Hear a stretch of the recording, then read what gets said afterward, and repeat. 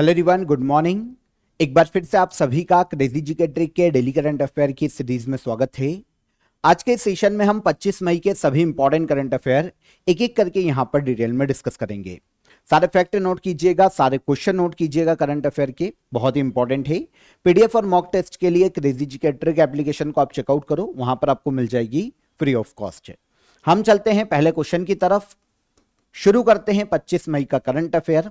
देखिए, भारत और इटली ने किस वर्ष को year of culture and tourism के रूप में मनाने की घोषणा की है? तो इंडिया और इटली ने मिलकर 2027 को year of culture and tourism के रूप में मनाने की घोषणा की है। आंसर हो जाएगा आंसर ए, 2027 इसका राइट आंसर हो जाएगा। देखिए, उद्देश्य क्या है? तो दोनों देशों के बीच में एक तो कल्चरल टाइज को बढ़ावा देना, टूरिज्म कॉपरेशन को बढ़ावा देना, दोनों देशों के मध्य में टूरिज्म बढ़े और इसके अलावा पीपल टू पीपल रिलेशंस को मजबूत किया जा सके। इंडिया में जो लोग हैं उनमें इटली के प्रति अच्छी भावना का विकास किया जा सके, इटली में जो लोग हैं उनमें इंडिया के प्रति अच्छी भावना का विकास किया जा सके, दोनों देशों के लोगों को एक दूसरे के कल्चर के बारे में इंफॉर्मेशन दी जा सके। इसी उद्देश्य को पूरा करने के लिए year of culture and tourism के रूप में मनाया जा रहा है इंडिया और इटली के मध्य में 2027 को। ओके, तो जॉर्जिया मेलोनी और नरेंद्र मोदी, अभी आप सभी को पता है कि भारत के पीएम जब इटली की यात्रा पर थे तो दोनों की मुलाकात हुई थी और उसके बाद यह घोषणा की गई है। तो इजी हो जाता है समझने के लिए। इटली की बात करते हैं, एक यूरोपियन कंट्री है इटली जिसकी कैपिटल है रोम। ठीक है, जॉर्जिया मेलोनी इसकी पीएम है, प्राइम मिनिस्टर के पद पर है और प्रेसिडेंट है सर्जियो मट्रेला। यहां पर इटली के बारे में एक और इंपॉर्टेंट चीज हमको पता होना चाहिए कि दिसंबर 2025 में यूनेस्को ने इंटेंजिबल कल्चरल हेरिटेज की लिस्ट में शामिल किया था इटली के क्यूजिन को। मतलब इटली के जो पाक कला है, व्यंजन बनाने की जो कला है ना, पहला ऐसा देश है इटली की पूरे देश को यूनेस्को ने इंटेंजिबल कल्चरल हेरिटेज की लिस्ट में जगह दी है। अभी तक क्या होता था कि यूनेस्को किसी शहर को इस लिस्ट में, किसी सिटी को इस लिस्ट में जगह देता था, लेकिन पहली बार इसने पूरे देश को इस लिस्ट में जगह दी है। और यह देश कौन सा है? इटली। इसका जो व्यंजन है, पाक शैली है, खाना बनाने की जो शैली है, बहुत ही यूनिक है और पूरे वर्ल्ड में काफी फेमस है। तो इटली को यूनेस्को की इंटेंजिबल कल्चरल हेरिटेज लिस्ट में जगह दी गई। यह घोषणा भी यूनेस्को ने, जब इसकी बैठक नई दिल्ली में हो रही थी दिसंबर 2025 में, तब इसने नई दिल्ली में यह घोषित किया था। तो यह भी एक इंपॉर्टेंट फैक्ट है, याद रखना। किस किले की दीवार को ग्रेट वॉल ऑफ चाइना के बाद विश्व की दूसरी सबसे लंबी दीवार के रूप में मान्यता मिली है? तो ग्रेट वॉल ऑफ चाइना, जो कि चाइना में है, 20,000 किलोमीटर से ज्यादा लंबी दीवार है, वर्ल्ड की सबसे बड़ी दीवार है।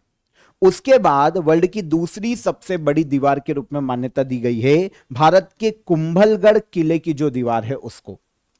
कुंभलगढ़ का किला, अगर हम लोकेशन देखते हैं तो भारत में राजस्थान में राजसमंद जिला है, राजस्थान का जो दक्षिणी हिस्सा है, मेवाड़ क्षेत्र, वहां पर राजसमंद जिले में देखने को मिलता है कुंभलगढ़ फोर्ट। इसकी जो प्रोटेक्टेड वॉल है, मतलब चारों तरफ जो दीवार बनाई गई है इसे प्रोटेक्ट करने के लिए, वो जो दीवार है ना, वर्ल्ड की दूसरी सबसे बड़ी दीवार है। अगर हम कुंभलगढ़ फोर्ट की दीवार की लंबाई देखते हैं तो यह लगभग 36 किलोमीटर लंबी। 15वीं शताब्दी में मेवाड़ के एक शासक हुए हैं राणा कुंभा, इन्होंने कुंभलगढ़ किले की दीवार का निर्माण करवाया था। तो मेवाड़ में ये किला बहुत ही फेमस है, राणा कुंभा के द्वारा इसका निर्माण करवाया गया था 15वीं शताब्दी में। 2013 में यूनेस्को के द्वारा हिल फोर्ट ऑफ राजस्थान, जितने भी पहाड़ियों पे स्थित फोर्ट है राजस्थान के, उन सभी को एक साथ वर्ल्ड हेरिटेज साइट में शामिल किया गया था।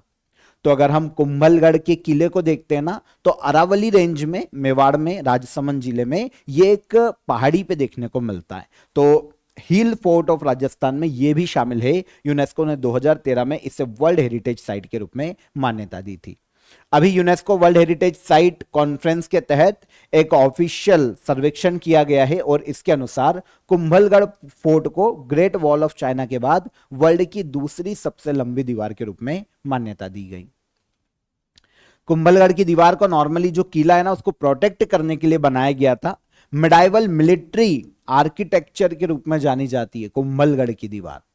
तो इससे ग्रेट वॉल ऑफ इंडिया के रूप में भी जाना जाता है।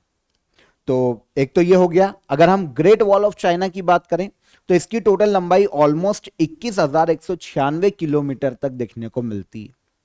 चाइना के अलग अलग वंश के अलग अलग शासकों ने अलग अलग समय पर जो नॉर्थ से जो आक्रमण हो रहे थे उनसे चाइना को प्रोटेक्ट करने के लिए इस दीवार का निर्माण करवाया था।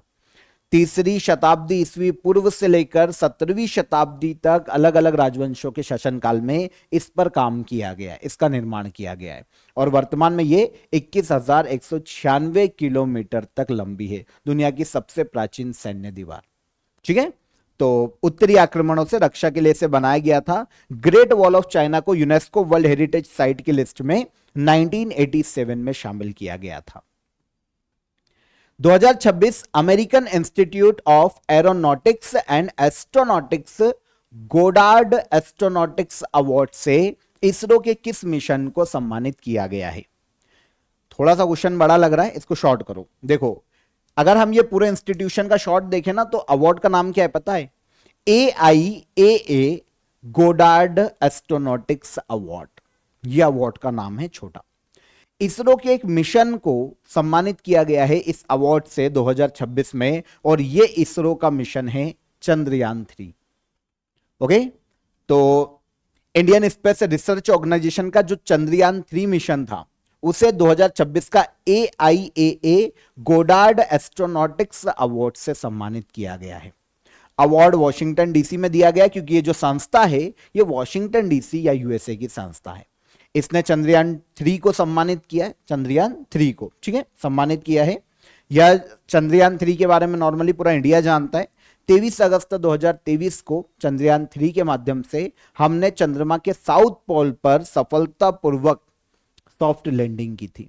चंद्रमा के साउथ पोल पर लैंडिंग करने वाला दुनिया का पहला देश बना है इंडिया। ऑल ओवर मून पर सफल सॉफ्ट लैंडिंग करने वाला इंडिया चौथा देश है। इसके पहले रशिया, यूएसए और चाइना ऐसा कर चुके हैं, लेकिन साउथ पोल पर जाने वाला इंडिया पहला देश है। चंद्रयान 3 लूनार मिशन हमारा तीसरा लूनार मिशन था। 14 जुलाई 2023 को सतीश धवन अंतरिक्ष केंद्र से इसे लॉन्च किया गया। GSLV मार्क 3 या MK3 ये लॉन्च व्हीकल था। 23 अगस्त 2023 को मून का साउथ पोल है वहां पर हमने सफलतापूर्वक लैंडिंग करवाई थी, सॉफ्ट लैंडिंग। तो यह है चंद्रयान 3। अवार्ड की बात करें, देता कौन है? American institute of aeronautics and astronautics ये अवार्ड देती है। किसी भी व्यक्ति या किसी भी संस्था को यह अवार्ड या टीम को यह अवार्ड दिया जा सकता है एस्ट्रोनॉटिक्स और स्पेस एक्सप्लोरेशन के क्षेत्र में।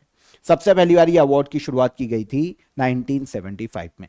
तो भारत के इसरो के चंद्रयान 3 को 2026 में यह अवार्ड से सम्मानित किया गया, मिशन को सम्मानित किया गया। संयुक्त राष्ट्र के द्वारा घोषित वर्ल्ड फुटबॉल डे हर साल कब मनाया जाता है? वर्ल्ड फुटबॉल डे, ये डे हर साल मनाया जाता है 25 मई को। वैसे ये ज्यादा पुराना नहीं है, 2024 में ही इससे पहली बार मनाया गया था और तब से 2024 से ही 25 मई को हर साल मनाया जा रहा है world football day. United nation general assembly ने मई 2024 की एक मीटिंग हुई थी, मई की शुरुआत में 7 मई को, और इसमें अनाउंस किया था कि हम जो आने वाला 25 मई है, मतलब 2024 का ही 25 मई, हम वर्ल्ड फुटबॉल डे मनाएंगे। अब बात आती है कि 25 मई ये क्यों चुना गया? तो देखिए 1924 में पेरिस ओलंपिक हुआ था। यहां पर इंटरेस्टिंग ये है कि 2024 में 100 साल के बाद ओलंपिक फिर से पेरिस में ही हुआ है, लेकिन 1924 का जो पेरिस ओलंपिक था ना, उस 25 मई के दिन समर ओलंपिक गेम्स चल रहे थे और वर्ल्ड का पहला इंटरनेशनल फुटबॉल टूर्नामेंट खेला गया था। कब? पेरिस समर ओलंपिक में 1924 में। तो इसके 100 साल पूरे हुए थे 2024 में 25 मई को, इसीलिए 25 मई को 2024 से शुरू कर दिया गया वर्ल्ड फुटबॉल डे। 2026 में be active world football day की थीम है। पूरे वर्ल्ड में फुटबॉल को बढ़ावा देना, फुटबॉल के प्रति लोगों को अवेयर करना, फुटबॉल खेल के प्रति जो वर्ल्ड की गवर्नमेंट है, देश है, उनको प्रोत्साहित करना वर्ल्ड फुटबॉल डे को मनाए जाने का मुख्य उद्देश्य है। और नॉर्मली तो एक जो फुटबॉल टूर्नामेंट है उसकी स्मृति में यह मनाया जाता है। 25 मई को 2026 में थीम है be active. Offer of the day बता देता हूं आप सभी को। एसएससी सीजीएल के लिए आप 11,000 जीएस वन लाइनर यहां पर ज्वाइन कर सकते हैं। 11,000 जीएस के वन लाइनर है, बहुत ही डिटेल्ड एनालिसिस करके ये आपके लिए निकाले गए हैं। यहां पर देखिए जीएस में पर्टिकुलर स्कोर करने में स्टूडेंट्स को काफी प्रॉब्लम आता है, तो आप सभी से ज्वाइन कीजिए। जीएस के जितने भी क्वेश्चन है वो आपके इजीली यहां से कवर हो जाएंगे, तो ज्वाइन कीजिए। हिंदी इंग्लिश दोनों ही बायलिंगुअल आपको ये मिल जाएंगे, ठीक है। तो ज्वाइन कर सकते हैं आप, पीडीएफ है ये आपके लिए, लिंक आपको डिस्क्रिप्शन में दे दी गई है, वहां से आप इसे क्लिक करके डायरेक्ट अवेल कर सकते हैं। एसएससी सीजीएल का नोटिफिकेशन आ चुका है, मैंने आपको लास्ट डे बताया था, तो ज्वाइन कीजिए। उसके लिए जीएस के पोर्शन के लिए आप 11,000 जीएस के वन लाइनर ज्वाइन कर सकते हैं, काफी अफोर्डेबल प्राइस में अभी आपको मिल जाएंगे। डिस्क्रिप्शन में लिंक पर क्लिक कीजिए और डायरेक्ट इसे अवेल कीजिए। कोई भी आपकी क्वेरी है, क्वेश्चन है, तो हेल्पलाइन नंबर पर कॉल कर लीजिए। आगे बढ़ेंगे। मई 2026 में किस भारतीय सेना की महिला अधिकारी को लेबनान में शांति मिशन के दौरान उनके उत्कृष्ट योगदान के लिए United nation military gender advocate of the year award 2025 से सम्मानित किया गया है? क्वेश्चन बड़ा हो गया क्या, छोटा करते हैं। यूनाइटेड नेशन के द्वारा किसे United nation military gender advocate of the year award 2025 से सम्मानित किया गया? तो यह है मेजर अभिलाषा बराक। देखिए ये जो अवार्ड है ना, नॉर्मली जो यूनाइटेड नेशन के पीस कीपिंग अभियान है उनमें अगर कोई योगदान देता है तो ऐसे किसी व्यक्ति को दिया जा सकता है। अभी क्या हुआ है कि यहां पर बात हो रही है अभिलाषा बराक की। वर्ष 2025 में United nation military gender advocate of the year award से इनको सम्मानित किया गया, चुना गया है, सम्मानित किया जाएगा। एक्चुअल में यूनाइटेड नेशन में भारत के स्थायी मिशन द्वारा इसकी घोषणा की गई है। United nation interim force in Lebanon, जो कि लेबनान में काम कर रही है अभी, यूनाइटेड नेशन का एक पीस कीपिंग मूवमेंट है। वहां पर लेबनान में जो तैनात इंडियन बटालियन है उसमें फीमेल इंगेजमेंट टीम की कमांडर कौन? अभिलाषा बराक। तो नॉर्मली इनको जो अवार्ड दिया गया, अलग अलग दिए जाते हैं। ये जो United nation military gender advocate of the year award है ना, ये यूनाइटेड नेशन पीस कीपिंग में जो जेंडर इक्विलिटी के लिए काम करता है उसको ये अवार्ड दिया जाता है। तो अभिलाषा बराक को लेबनान में महिला और वहां की जो बालिकाएं हैं उनकी कम्युनिटी इंगेजमेंट बढ़ाने के लिए, सिक्योरिटी अवेयरनेस फैलाने के लिए, उनके बीच में इक्विलिटी को बढ़ावा देने के लिए यह सम्मान दिया जा रहा है। अब देखो, United nation military gender advocate of the year सम्मान यूनाइटेड नेशन के द्वारा दिया जाता है। उन पीस कीपर्स या मिलिट्री ऑफिसर्स को दिया जाता है जिन्होंने United nation peace keeping mission में जेंडर इक्विलिटी या महिलाओं की भागीदारी को बढ़ाने के लिए काम किया है। अब ये जो पीस कीपिंग मिशन है ये कहां चल रहा है? लेबनान में चल रहा है, जिसका नाम है United nation interim force in Lebanon. Lebanon, Sudan, ये ऐसे देश है जो कि गृह युद्ध में उलझे हुए हैं, पूरे बर्बाद हैं। तो यहां पर क्या होता है, यूनाइटेड नेशन ऐसे देशों में अपने पीस कीपिंग फोर्स भेजता है। यूनाइटेड नेशन की खुद की कोई सेना नहीं है, तो यूनाइटेड नेशन के जो मेंबर्स हैं ना वो अपनी सेना के लोग भेजते हैं ताकि वो यूनाइटेड नेशन की तरफ से अगर युद्ध का क्षेत्र है, कहीं युद्ध हो रहा है, गृह युद्ध की कंडीशन है, बाढ़ आ गई, भूकंप आ गया, तो ऐसे क्षेत्रों में राहत काम कर सके। तो जो अभिलाषा बराक है United nation interim force in Lebanon के तहत लेबनान में काम कर रही है, ठीक है। तो इसीलिए इनको अवार्ड दिया गया है जेंडर इक्विलिटी के लिए काम करने के लिए। ये जो अवार्ड है ये 2016 में शुरू किया गया था यूनाइटेड नेशन के द्वारा। कुछ समय पहले ऑलमोस्ट जनवरी 2026 के आसपास इंडियन आर्मी की एक अधिकारी है मेजर स्वाति शांता कुमार, इनको यूनाइटेड नेशन का सेक्रेटरी जनरल्स अवार्ड 2025 दिया गया था। ये मेजर स्वाति शांता कुमार ये साउथ सूडान में United nation peace keeping mission के तहत तैनात है। तो इनको एक दूसरा दिया गया था जेंडर इक्वलिटी के लिए, अभी हमने जिसकी बात की वो दिया गया। United nation peace keeping movement समझ में आ गया। 1945 में ही इसकी शुरुआत की गई थी यूनाइटेड नेशन के साथ में। इसका भी हेडक्वार्टर न्यूयॉर्क में है यूनाइटेड नेशन के साथ।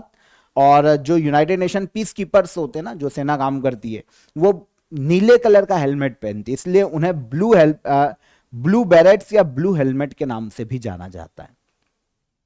यूनाइटेड नेशन हैबिटेट की वर्ल्ड सिटीज रिपोर्ट 2026 के अनुसार वैश्विक स्तर पर कितने लोग सुरक्षित और पर्याप्त आवास से वंचित है? तो तो पहले तो याद रखना कि रिपोर्ट किसकी है। कुछ डेटा यहां पर यूनाइटेड नेशन हैबिटेट ने दिया है, अभी हम उसकी भी बात करेंगे। रिपोर्ट का नाम क्या है? World cities report 2026। इसमें इस चीज को डिस्कस किया जाता है, इससे रिलेटेड डेटा दिया जाता है कि कितने लोगों के पास सुरक्षित आवास नहीं है, मतलब रहने की जगह पर्याप्त आवास नहीं है। तो इसमें बताया गया है कि वर्तमान में 3.4 बिलियन लोग हैं वर्ल्ड में जो कि सुरक्षित और पर्याप्त आवास से वंचित हैं। यह इस रिपोर्ट में बताया गया है। तो report United Nation Human Settlement Programme, इसे शॉर्ट में कहा जाता है यूनाइटेड नेशन हैबिटेट। ठीक है, इसकी रिपोर्ट है world cities report 2026, the global housing crisis pathways to action, ये पूरी रिपोर्ट का नाम। अब रिपोर्ट में कुछ की पॉइंट्स को हाईलाइट किया गया, हम उनसी की बात करेंगे। रिपोर्ट में बताया गया है कि दुनिया में जो हाउसिंग क्राइसिस है उसका मुख्य कारण क्या है? तो नॉर्मली इन्वेस्टमेंट की कमी है ना, इकोनॉमिक इनस्टेबिलिटी, कॉन्फ्लिक्ट, डिजास्टर आए जा रहे हैं, तो इसके कारण नॉर्मली लोग आवास से वंचित हो रहे हैं। हाउसिंग क्राइसिस देखने को मिल रहा है। लगभग 3.4 बिलियन लोग वर्ल्ड में ऐसे हैं जो कि सेफ और पर्याप्त, जिनके पास आवास नहीं है, सेफ आवास नहीं है, और 1 बिलियन प्लस लोग ऐसे हैं जो कि स्लम या फिर ऐसे एरिया में रहते हैं जो कि बहुत पिछड़े हुए स्लम एरिया है, मतलब वो भी सुरक्षित आवास नहीं माना जा सकता। तो ये कहा गया है United Nation Human Settlement Programme की इस रिपोर्ट में।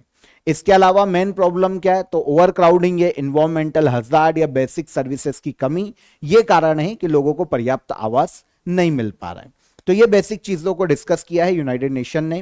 United nation habitat United nation की एक एजेंसी है, ह्यूमन सेटलमेंट और सस्टेनेबल अर्बन डेवलपमेंट के लिए पूरे वर्ल्ड में काम करती है, और अर्बन डेवलपमेंट को प्रमोट भी करती है पूरे वर्ल्ड में, तो इसको भी आप याद रखिएगा। ठीक है, अब यहां पर स्थापना इस संस्था की अगर हम देखते हैं तो 1978 में इसकी स्थापना हुई थी। केन्या के नैरोबी में इसका हेडक्वार्टर है, और 193 जो यूनाइटेड नेशन के मेंबर्स है सब इस संस्था के भी मेंबर हैं।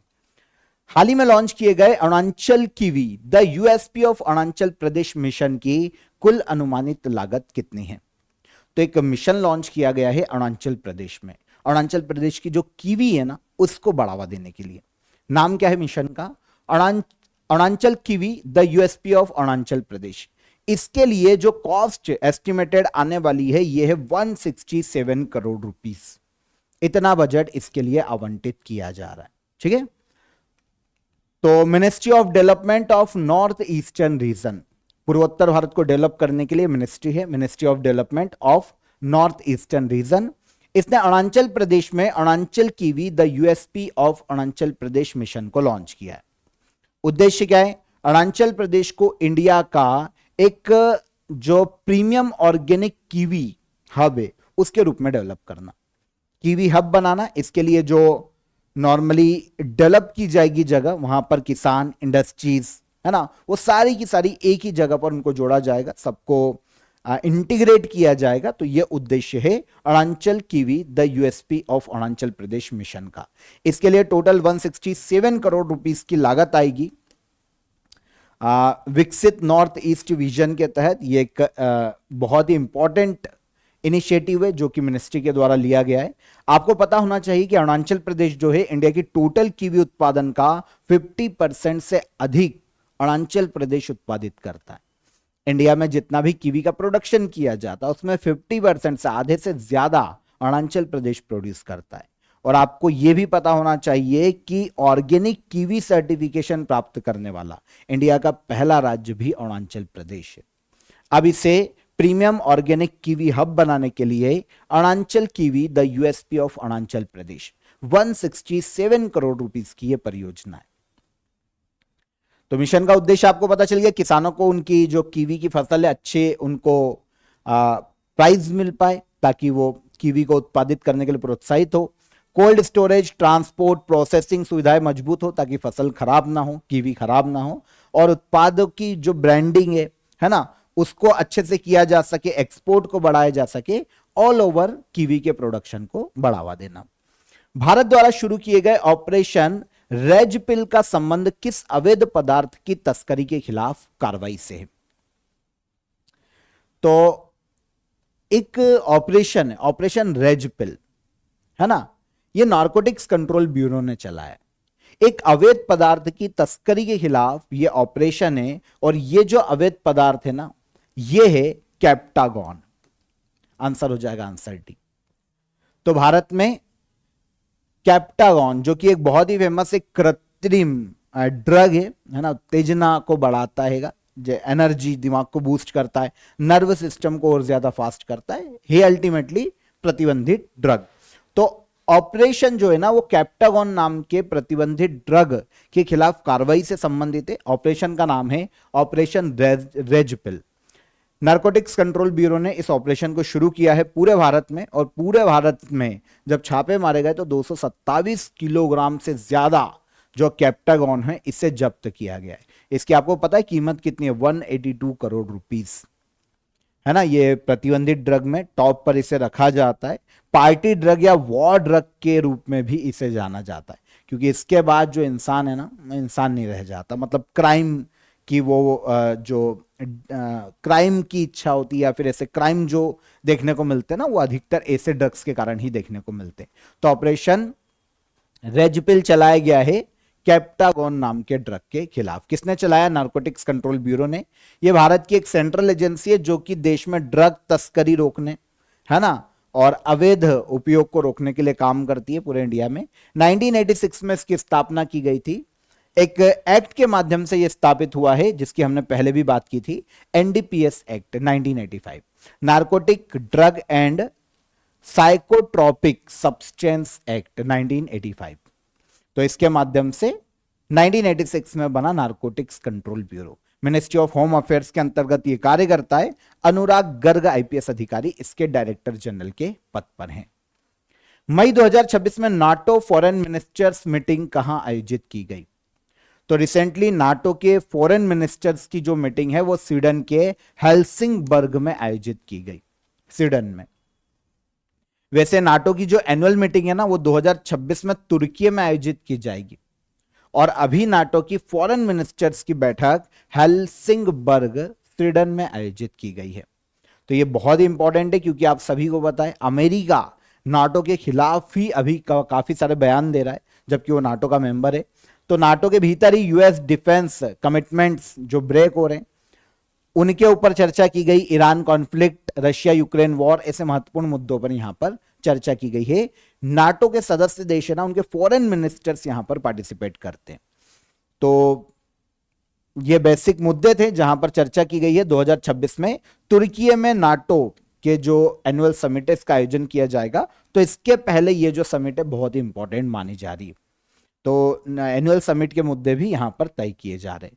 तो हेल्सिंगबर्ग जो कि कहां पर है, तो ये देखने को मिलेगा स्वीडन में। आंसर हो गया बी। तो स्वीडन के हेल्सिंगबर्ग में आयोजित की जा रही है NATO foreign ministers meeting. NATO North Atlantic Treaty Organization है।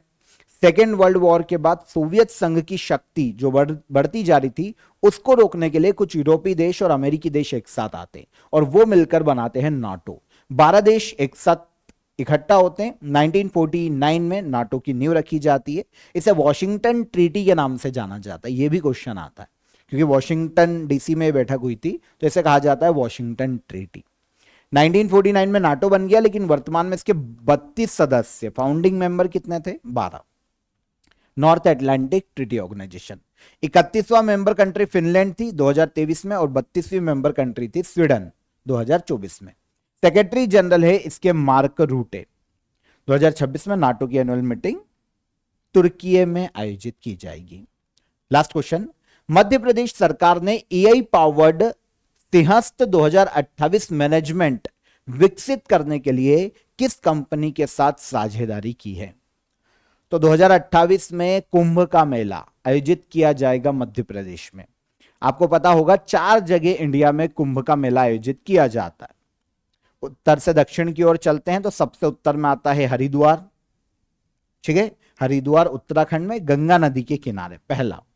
सेकंड की बात करें तो सेकंड आता है प्रयागराज, ठीक है, प्रयागराज में दूसरा लगता है, पहला कहां लगता है? हरिद्वार में। प्रयागराज में त्रिवेणी संगम पर अभी लगा था कुंभ का मेला, ठीक है, तो ये हो गया 2025 में लगा था प्रयागराज में। फिर तीसरे नंबर पे हम दक्षिण की ओर चल रहे हैं। फिर आता है मध्य प्रदेश, उज्जैन में लगता है, महाकालेश्वर की नगरी उज्जैन, शिप्रा नदी के तट पर। तो इस बार 2028 में जो कुंभ का मेला है वो शिप्रा नदी के तट पर लगेगा, और 2016 में इसके पहले लगा था, 12 साल में एक बार लगता है, तो पहले 2016 में लगा था। चौथा लगता है नासिक, गोदावरी के तट पर, महाराष्ट्र। ठीक है, तो अभी क्या हुआ है कि मध्य प्रदेश में कुंभ का मेला है, सिंहस्थ कहलाता है मध्य प्रदेश कुंभ, उज्जैन कुंभ। ठीक है, एआई पावर्ड सिंहस्थ 2028 मैनेजमेंट को विकसित करने के लिए मध्य प्रदेश गवर्नमेंट ने गूगल के साथ समझौता किया। किसके साथ? गूगल कंपनी के साथ। ठीक है, उद्देश्य क्या है? एआई पावर्ड मैनेजमेंट फ्रेमवर्क को विकसित किया जा सके। इसके तहत पूरे राज्य में, जो राज्य मध्य प्रदेश है, एआई सेंटर ऑफ एक्सीलेंस भी स्थापित किया जाएगा। उद्देश्य समझते हैं हम कि उद्देश्य क्या है। देखिए, गूगल के द्वारा जो एआई इनेबल्ड सिस्टम तैयार किया जाएगा, रियल टाइम क्राउड मॉनिटरिंग, और इसके अलावा ट्रैफिक का एनालिसिस करना, ट्रैफिक को समझना, ट्रैफिक को कंट्रोल करना, AI based emergency response system बनाना, डिजिटल ट्विन टेक्नोलॉजी जैसी सुविधाएं विकसित करना, है ना। डिजिटल ट्वाइन मतलब एक जो मेन शहर है उज्जैन, उसका एक डिजिटल मैप तैयार करना, और सेम एक्टिविटी जो शहर में हो रही है ना, वो डिजिटल मैप पर दिखाई देती है। तो ये है डिजिटल ट्वाइन टेक्नोलॉजी। तो इस तरीके से गूगल जो एआई इनेबल्ड सिस्टम तैयार करेगा, वो पूरे सिंहस्थ उज्जैन कुंभ में काम करेगा। तो मध्य प्रदेश सरकार ने एआई पावर्ड मैनेजमेंट फ्रेमवर्क को विकसित करने के लिए हाथ मिलाया है गूगल से। इस बार सिंहस्थ जो कुंभ है 2028 का 27 मार्च से शुरू होगा और 27 मई तक आयोजित किया जाएगा। ठीक है, इसके अलावा उज्जैन में इसका आयोजन किया जाने वाला है। अगर हम इसकी इंपॉर्टेंस देखते हैं तो नॉर्मली केवल उज्जैन कुंभ है जिसे सिंहस्थ कहा जाता है। इसका भी एक कारण है, एक्चुअल में हर 12 साल में जो गुरु है ना, वो सिंह राशि में प्रवेश करता है। तो गुरु का सिंह राशि में प्रवेश करके सिंह राशि में अस्त हो जाना कहलाता है सिंहस्थ, है ना। इसका भी एक कारण है, गुरु का सिंह राशि में अस्त होना या सिंह राशि में प्रवेश करना सिंह अस्त के नाम से जाना जाता है। तो उज्जैन कुंभ को सिंहस्थ कहा जाता है। भारत में जो कुंभ का मेला आयोजित किया जाता है उसे 2017 में यूनेस्को की इंटेंजिबल कल्चरल हेरिटेज लिस्ट में शामिल किया जा चुका है। 4 स्थान पर आयोजित किया जाता है, यह मैं आपको बता चुका हूं। ठीक है, तो यहां पर 25 मई के हमारे सभी करंट अफेयर हमने डिटेल में डिस्कस किए। अब हम चलेंगे लास्ट डे के करंट अफेयर को रिवाइज कर लेते हैं। इंटरनेशनल बुकर प्राइज 2026 यांग शुआंग जी को दिया जा रहा है। हाल ही में किस राज्य ने भारत की पहली समर्पित एआई मिनिस्ट्री स्थापित की है? तो यह है केरला या केरलम। डब्ल्यूएचओ द्वारा कांगो और युगांडा में किस दुर्लभ इबोला स्ट्रेन के प्रसार के कारण public health emergency of international concern घोषित किया गया है? तो यह है बुंडी बुग्यो स्ट्रेन। किस टीम ने अपना पहला इंडियन सुपर लीग का खिताब जीता? कौन है ये? East Bengal FC. मई 2026 में भारतीय नौसेना के लिए लॉन्च किए गए दूसरे next generation offshore patrol vessel का नाम क्या है? तो यह है संघमित्रा। मई 2026 में रेन मुंबई नाम से भारत का पहला सेबी अनुमोदित exchange traded weather derivative contract launch किया है National Commodity and Derivatives Exchange ने। मई 2026 में दक्षिण कोरिया में किस स्थान पर भारतीय युद्ध स्मारक का इनॉग्रेशन किया गया? तो यह इम जिंगाक पार्क में किया गया। मई 2026 में 12वीं शताब्दी का वीर गल्लू मड़ियूर गांव में खोजा गया। यह कहां पर है? कर्नाटका में। राष्ट्रपति द्रौपदी मुर्मू ने सुप्रीम कोर्ट के न्यायाधीशों की संख्या बढ़ाने संबंधित अध्यादेश को मंजूरी दी है। राष्ट्रपति का अध्यादेश आर्टिकल 123 में उल्लेखित है। भारत की पहली निजी क्षेत्र की marine gas turbine repair and overhaul facility किस शहर में स्थापित की जाएगी? तो यह स्थापित की जाएगी विशाखापट्टनम में। डन। तो ये सारे करंट अफेयर कल के सेशन के हमारे रिवाइज हो गए। क्वेश्चन ऑफ द डे का आंसर, जेवर अंतरराष्ट्रीय हवाई अड्डा कहां स्थित है? तो यह है उत्तर प्रदेश राज्य में। फिर आरबीआई के द्वारा डिजिटल पेमेंट अवेयरनेस वीक 2026 9 से लेकर 15 मार्च 2026 तक मनाया गया। और राजा राम मोहन राय का जो जन्म है ये 1772 में हुआ था। क्वेश्चन है कहां हुआ था? तो बंगाल प्रेसिडेंसी के हुगली जिले में इनका जन्म हुआ था। वर्तमान में पश्चिम बंगाल का एरिया है, तो बंगाल प्रेसिडेंसी था उस वक्त। तो बंगाल प्रेसिडेंसी में इनका जन्म हुआ था हुगली जिले में। ठीक है, राधानगर में। तो ये हो गए हमारे कल के सेशन के क्वेश्चन के आंसर। अब आज के question of the day, Vietnam के नए राष्ट्रपति कौन बने? वर्ल्ड प्रेस फ्रीडम इंडेक्स 2026 में भारत की रैंक क्या है? और अप्रैल 2026 में 17वां पिट्सबर्ग क्लाइमेट डायलॉग किस देश ने होस्ट किया है? तीनों क्वेश्चन के आंसर कमेंट में कीजिएगा। सेशन पसंद आया हो तो लाइक और शेयर करके जाइए, और चैनल पर पहली बार आए हो तो चैनल को सब्सक्राइब कर लो। हम कल फिर मुलाकात करेंगे नेक्स्ट डे के करंट अफेयर में। तब तक अपना ख्याल रखिएगा। जय हिंद, जय भारत।